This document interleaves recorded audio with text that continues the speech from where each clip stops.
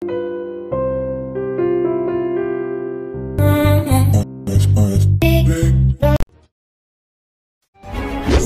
kita lanjut, jangan lupa like, subscribe, dan nyalakan loncengnya agar tidak ketinggalan info terbaru lainnya terkini. Semoga bermanfaat. Assalamualaikum warahmatullahi wabarakatuh. Ketemu lagi dengan News SA Official. Kali ini tetap membahas masalah kolonial dan kolonialisme dan imperialisme dengan tema tentang kekuasaan Inggris ya, yang dipimpin oleh Raffles. Bagi yang belum subscribe, kami ingatkan untuk segera subscribe, kemudian tekan tanda lonceng agar tidak ketinggalan konten yang bermanfaat dari kami. Kemudian tekan like dan bagikan ke teman-teman kalian yang mungkin akan membutuhkan. Nah, setelah Indonesia, khususnya Pulau Jawa ya, jatuh ke tangan Inggris, oleh pemerintah Inggris dijadikan bagian dari jajahannya di India. Gubernur Jenderal East India Company atau EIC, Lord Minto, yang berkedudukan di Kalkuta, Inggris, kemudian mengangkat Thomas Stafford Raffles ya, atau dikenal dengan Raffles, seorang ahli botani yang akan menemukan bunga Rafflesia arnoldi atau bunga bangkai ya. Thomas Stafford Raffles ini diangkat sebagai letnan gubernur atau wakil gubernur untuk Indonesia, khususnya ya di Jawa ya. Raffles didampingi oleh suatu badan penasehat yang disebut dengan Advisory Council. Ya, tugas yang utama adalah mengatur pemerintahan dan meningkatkan perdagangan serta keuangan. Sebagai seorang yang beraliran liberal, Raffles menginginkan adanya perubahan-perubahan dalam pemerintahan di Indonesia atau Jawa. Untuk itu, Raffles melaksanakan kebijakan-kebijakan sebagai berikut. Yang pertama, di bidang pemerintahan, ya, kebijakan yang dilakukan oleh Raffles yaitu menurunkan Sultan Hamengkubuwono II dari tahtanya, sedangkan Sultan Raja dikembalikan kedudukannya sebagai Sultan Hamengkubuwono III. Ya, dengan imbalan kontrak politik tertentu bagi Inggris. Kesultanan Banten dihapuskan. Kedaulatan Kesultanan Cirebon harus diserahkan kepada kolonial Inggris. Ya. Jadi Raffles melakukan perombakan kekuasaan, dan ini tentu akan menjadi hal yang tidak menyenangkan bagi raja-raja pada saat itu ya. Kesultanan Banten telah dihapuskan. Kedaulatan Kesultanan Cirebon harus diserahkan kepada kolonial Inggris. Nah, kemudian peletakan desa sebagai unit administrasi kolonial agar lebih terbuka dan bisa berkembang. Jika desa berkembang, maka produksi juga akan meningkat, hidup rakyat bertambah baik, sehingga hasil dari penarikan pajak tanah juga akan bertambah besar. Para bupati masih dijadikan sebagai pegawai kolonial, tetapi mulai dikurangi kekuasaannya. Sistem peradilan yang diterapkan Raffles lebih baik daripada yang dilaksanakan oleh Dendles. Jika Dendles berorientasi pada warna kulit atau ras, Raffles lebih berorientasi pada besar kecilnya kesalahan. Badan-badan penegak hukum pada masa Raffles ya terdiri atas Court of Justice atau di setiap residence, Court of Request di setiap divisi, dan Police of Magistrate. Kemudian di bidang ekonomi atau di bidang keuangan ya Raffles mengambil kebijakan diantaranya memberi kebebasan dan kesepakatan rakyat untuk menanam tanaman yang laku di pasar internasional, menghapus sistem monopoli, menjual tanah kepada swasta, dan melanjutkan usaha penanaman kopi, melaksanakan sistem sewa tanah atau pajak bumi, land rent, dengan jumlah pungutannya disesuaikan dengan jenis dan produktivitas. Misalnya hasil sawah kelas 1 dibebani 50% pajak, coba kamu hitung. Kelas 2 40% pajak, kelas 3 33% pajak. Sedangkan untuk tegalan kelas 1 40% pajak, kelas 2 33% pajak, dan kelas 3 25% pajak.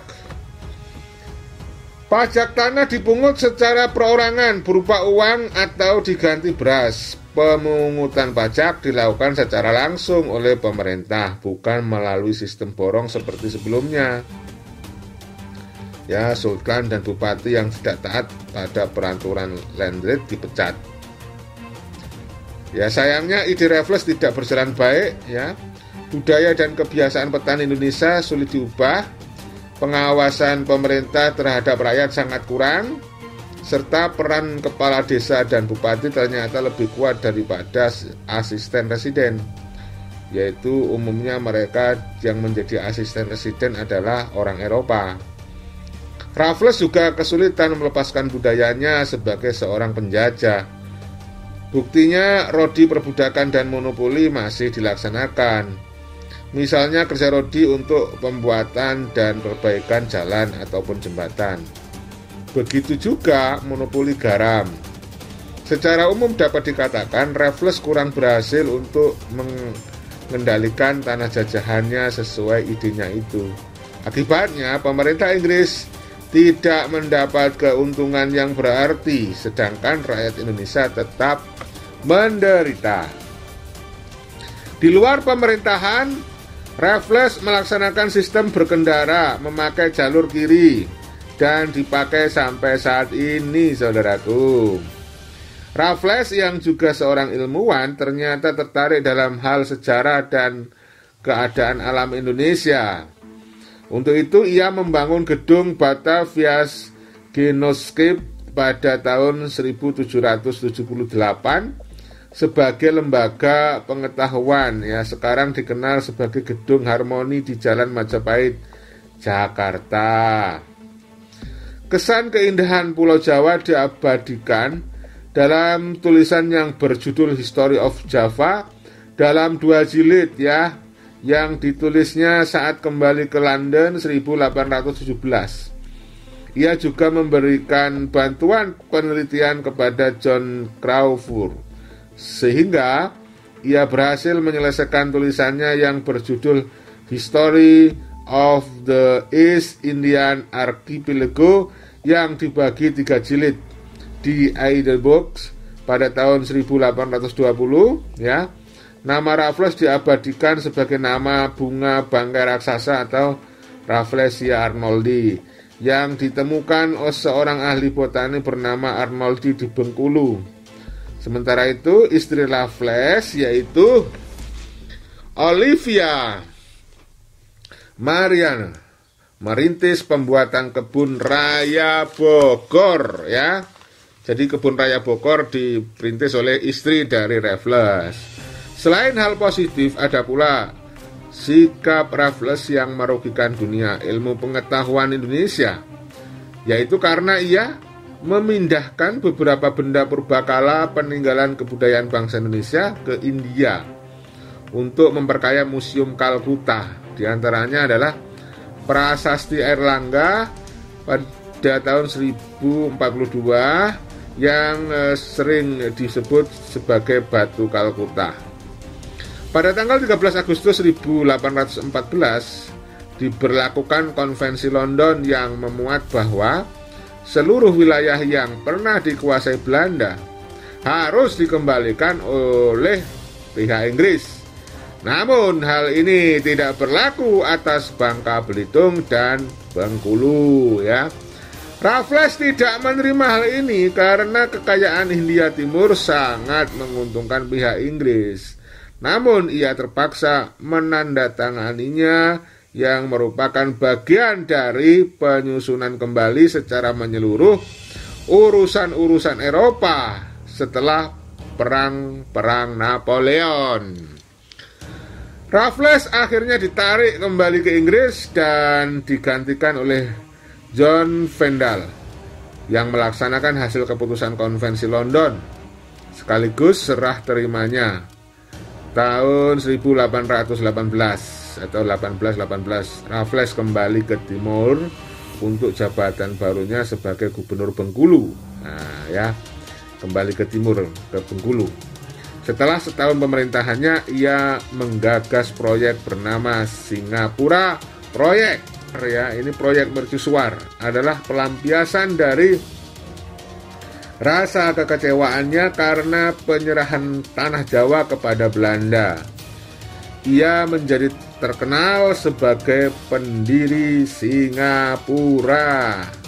Jadi Singapura adalah sebuah upaya yang didirikan oleh Raffles, ya, luar biasa.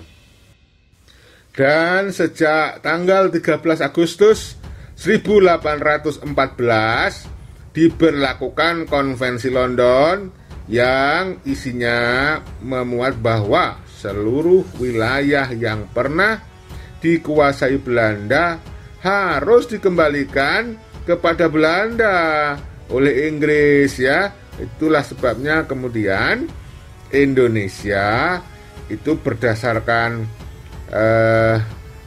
Konvensi London akhirnya dikuasai Belanda lagi, saudaraku ya. Saya cukupkan sekian untuk materi ini, nanti kita lanjut pada video berikutnya. Nah, untuk itu akan saya berikan pertanyaan untuk evaluasi. Yang pertama, jelaskan alasan Raja Louis mengangkat Herman William Dendles untuk menjadi penguasa di Hindia Timur atau Indonesia, khususnya di Jawa. Yang nomor 2, mengapa Herman William Dendles dianggap gagal dalam menjalankan pemerintahannya ketika memerintah di Jawa? Kemudian yang nomor 3, kemudian John William Jensen menggantikan Herman William Dendles. Nah, jelaskan perbedaan kebijakan yang diambil oleh Dendles dengan kebijakan yang diambil oleh Jensen. Kemudian yang nomor 4, Jensen akhirnya menyerah kepada Inggris. Kemudian Hindia Timur atau Indonesia diserahkan kepada Inggris dan akhirnya Raffles berkuasa di Inggris. Kemudian jelaskan perbedaan pemerintahan yang dilakukan oleh Raffles, kebijakan yang dilakukan Raffles dengan Jensen. Yang terakhir nomor 5, sebutkan hal positif dan hal negatif yang dilakukan oleh Raffles selama berkuasa di Indonesia atau Hindia Timur atau Jawa. Saya kira demikian untuk video kali ini. Saya ingatkan bagi yang belum subscribe untuk menekan subscribe, like, share ya, kemudian tekan tanda lonceng supaya tidak ketinggalan kalau ada konten terbaru yang tentunya bermanfaat bagi kita semuanya.